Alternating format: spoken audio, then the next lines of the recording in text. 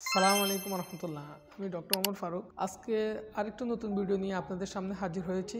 আজকে যে বিষয়টি নিয়ে আলোচনা করতে চাই সেটি হচ্ছে রক্তদানের আগে এবং পরে করণীয়। যেহেতু আমাদের স্বেচ্ছাসেবক ভাইরা এবং ডোনাররা যারা রক্তদান করেন তারা একটা মহৎ কাজ করছেন, তাদের স্বাস্থ্য যাতে সুরক্ষিত থাকে সেই জন্য আমাদের এই ভিডিওটি করা। প্রথমত হচ্ছে রক্ত দেওয়ার আগে কি করণীয়। যিনি রক্ত দিবেন, যেদিন রক্ত দিবেন তার আগের দিন তিনি যেন স্বাস্থ্যকর খাবার খান, এই জিনিসটি উনি এনশিওর করবেন। খালি পেটে রক্ত দিবেন না এবং বড় পেটেও রক্ত দিবেন না। খাবার গ্রহণের সাধারণত 30 মিনিট থেকে 1 ঘন্টা পর রক্ত দিবেন। যেদিন রক্ত দিবেন তার আগের দিন একটু ভালোভাবে ঘুম হওয়াটা খুবই জরুরি।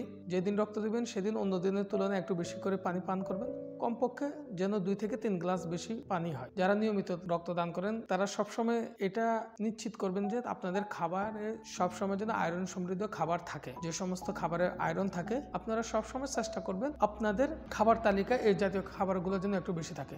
যেহেতু আপনারা অনেক বেশি মহৎ কাজ করছেন, সেই জন্য যাতে আপনাদের কোনো প্রকার শারীরিক ক্ষতি না হয় এবং শরীরে আয়রনের কোনো প্রকার ঘাটতি না দেখা দেয়, সেজন্য আপনারা সবসময় আপনাদের খাবারের তালিকায় আয়রন সমৃদ্ধ খাবার রাখবেন। রক্তদানের পরে করণীয় যেটা হচ্ছে, রক্তদানের পর সাথে সাথে ওই জায়গা ত্যাগ করবেন না। চেষ্টা করবেন 30 মিনিট থেকে 1 ঘন্টা ওই জায়গায় থাকা এবং রেস্ট নেওয়া। রক্তদানের পর পর্যাপ্ত পরিমাণ তরল খাবার গ্রহণের চেষ্টা করবেন। এটা জুস হতে পারে, পানি হতে পারে, ডাবের পানি হতে পারে।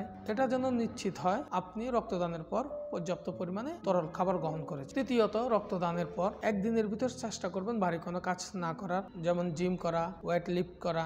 এছাড়াও অন্যান্য যে সমস্ত ভারী কাজ আছে সেগুলো যতদূর সম্ভব অ্যাভয়েড করা সম্ভব অ্যাভয়েড করবেন। রক্তদানের পরে গাড়ি চালানো, সাইকেল চালানো এগুলো থেকে বিরত থাকবেন। সাধারণত যারা ধূমপান করে তাদের থেকেও আমরা রক্ত নিয়ে থাকি, কিন্তু ধূমপানকারী রক্তদানের পর নিজের নিরাপত্তার জন্য চেষ্টা করবেন কমপক্ষে একদিন ধূমপান না করা। যদি সম্ভব না হয় 2-3 ঘন্টা যেন অন্তত ধূমপান না করেন।